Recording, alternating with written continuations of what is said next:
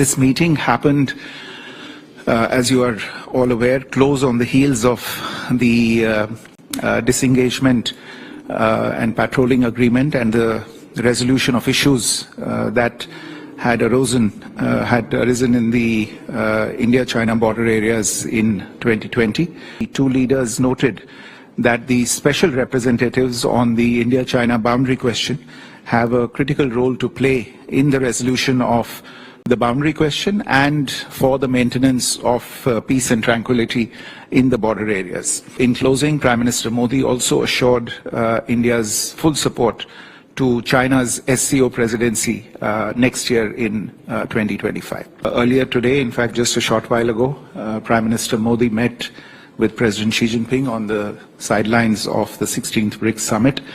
This was their first proper bilateral meeting at delegation level in nearly 5 years, the last one being on the sidelines of the BRICS Summit in Brasilia in 2019.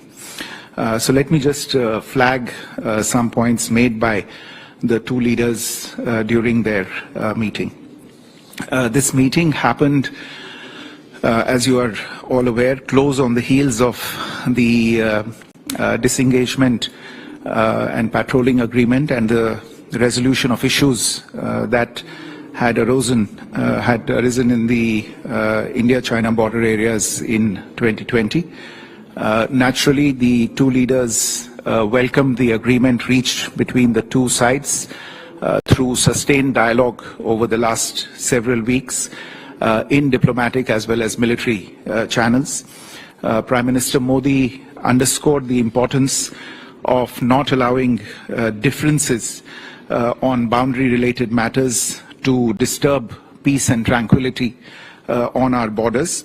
And in this context, the two leaders noted that the special representatives on the India-China boundary question have a critical role to play in the resolution of the boundary question and for the maintenance of peace and tranquility in the border areas.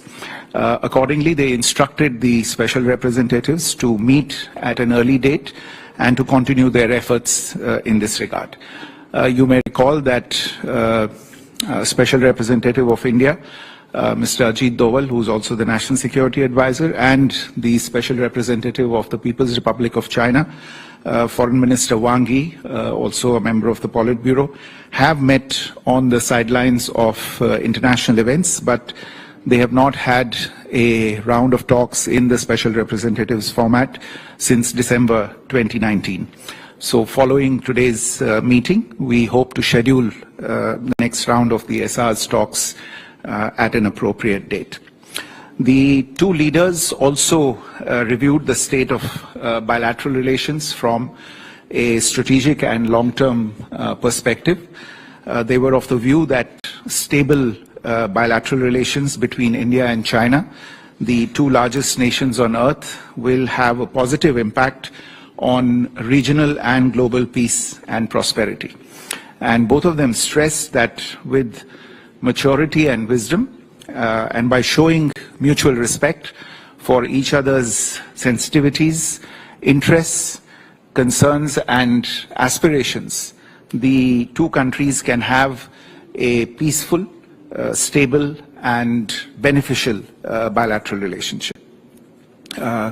As we have maintained during the last 4 years, the restoration of peace and tranquility in the border areas will create space for returning us towards the path of normalization of our bilateral relations. Officials will now take the next steps to discuss enhancing strategic communication and stabilizing bilateral relations by utilizing the relevant official bilateral dialogue mechanisms, including at the level of our respective foreign ministers. The two leaders also briefly reviewed regional and international developments of mutual concern and interest. They agreed to maintain close communication in this regard. Naturally, they also had a very productive exchange on BRICS and the potential for India and China to enhance cooperation on this particular platform.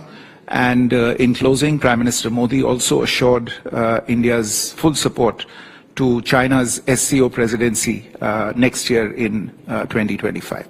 Let me stop there and request my colleague, our Sherpa for BRICS, to make a few remarks. Thank you. BRICS Summit, which was at the invitation of President Putin.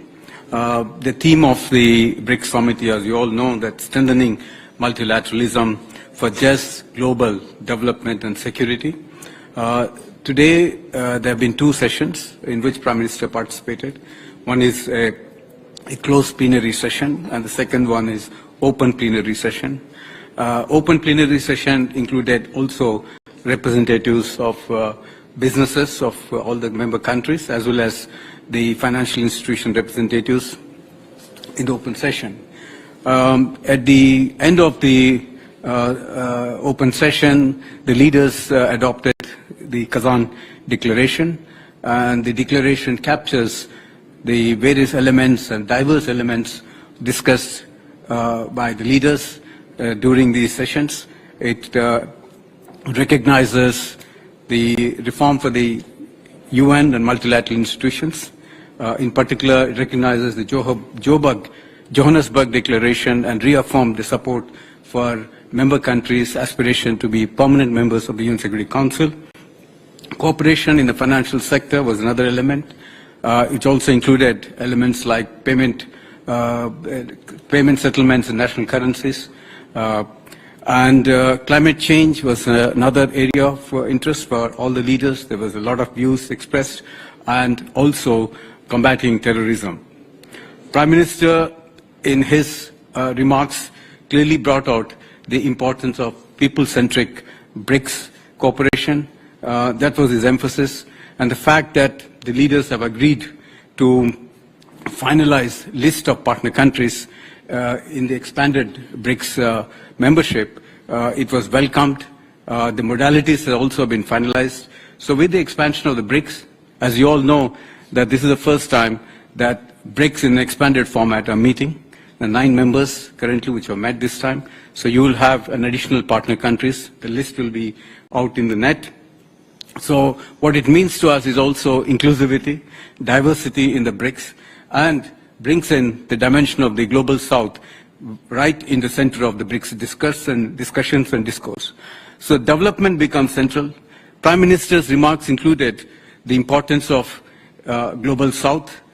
He also mentioned about the India's initiatives that have been appreciated within BRICS. For example, the Startup Forum, the skilled workforce, the Research and Development Vaccine Center, digital health, and the digital public infrastructure solutions, which are low-cost solutions for the interests of the countries of the global south. He also touched upon India's own initiatives. For example, the International Solar Alliance, the Coalition for Disaster Resilience Infrastructure, and the Lifestyle for Environment. He urged the members of the BRICS to actually participate in these initiatives. As you know, Brazil is going to take over the chairship next year. Prime Minister wished the Brazilian President Lula all the very best for the success of the Brazilian chairship, and India will fully support in that process. Thank you very much.